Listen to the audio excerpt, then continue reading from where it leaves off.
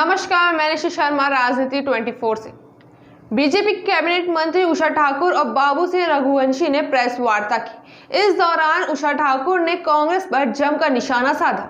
पत्रकारों से चर्चा के दौरान कैबिनेट मंत्री उषा ठाकुर ने कहा कि जिस प्रकार 15 महीने की कमलनाथ की झूठ की सरकार रही, मंदिरों पर 10% टैक्स लगाया गया, सरकारी खजाने के लिए दूसरा बिंदु धर्मांतरण का मामला, आदिवासियों को मंदसौर के शिक्षक हैं, 5,000 वेतन मौलवियों और इमाम को दिए जा रहा है, सरकार अन्य वर्गों से हक छीन रही है। प्रदेश के लोगों से अपील है कि 3 नवंबर को इनको आईना दिखाएं। CAA को लेकर भी कांग्रेस ने विरोध जताया था। पाकिस्तान ने हिंदुओं पर यातना के चलते बीजेपी ने यह कानून लाया था।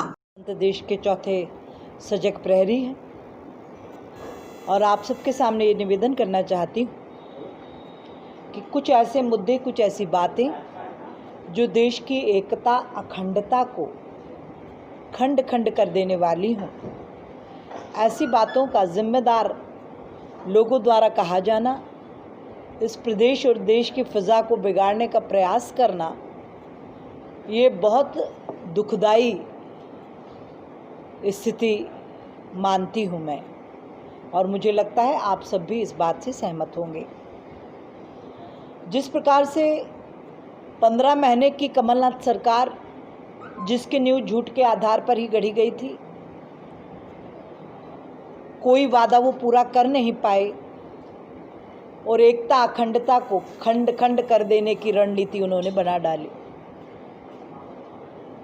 सबसे पहले यदि हम देखें तो उन्होंने कहा कि जो मंदिरों की आमदनी है उस पर 10% टैक्स हम लगाएंगे। तो मैं तो ऐसा महसूस करती हूँ, शायद आप भी सहमत होंगे इस बात से, कि ये 10% टैक्स जजिया कर से कोई कम नहीं है, क्योंकि मंदिरों की आमदनी वहीं के व्यवस्थाओं पर, वहाँ की संस्कारशालाओं पर, वहाँ के अन्य क्षेत्रों पर, वहाँ के सेवा क्षेत्रों पर ही खर्च होनी चाहिए। ये न्याय संगत बात हुई, पर उसको आप टैक्स के रूप में वसूलें सरकारी खजाने हेतु, ये तो कोई शोभा कहीं से कहीं तक नहीं देता।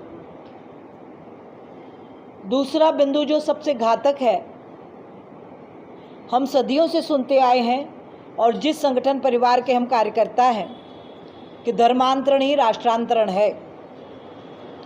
पुरजोर तरीके से इस प्रदेश के पूर्व मुख्यमंत्री ने ये बात कही कि आदिवासियों से कोई हिंदू नहीं लिखवाएगा। तो इनकी मंशा पूछी जानी चाहिए कि भाई, जो अनादिकाल से हिंदू है उसको ये कहने का क्या तुक है? आप क्या चाहते हैं? आप क्यों देश की एकता, अखंडता, यहाँ की सामाजिक समरसता, यहाँ के ताने बाने को आप छिन्न भिन्न कर देना चाहते हैं?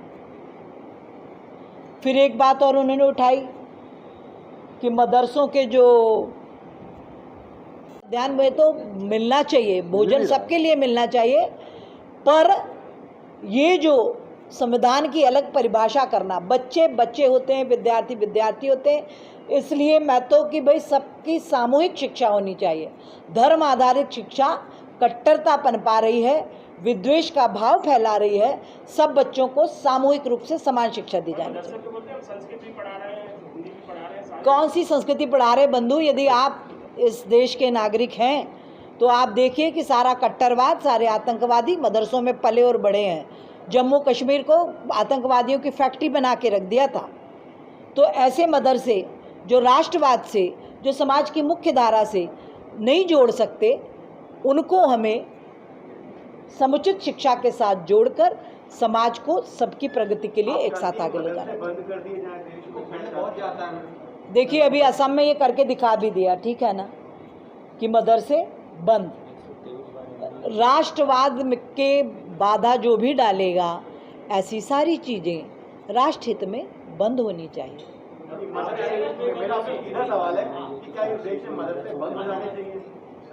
जी, शासकीय सहायता से बंद होना। शासकीय क्या कह रहे हैं आप? फिर से प्रश्न। शासकीय सहायता बंद होना।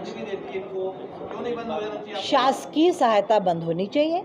वक्फ बोर्ड अपने आप में खुद बहुत सक्षम समर्थ संस्था है। यदि कोई निजी तौर पर अपने धार्मिक संस्कार देना चाहता है तो हमारा संविधान उसको छूट देता है। दीदी, जैसे आसाम में बंद कर दिए गए हैं, आपकी सरकार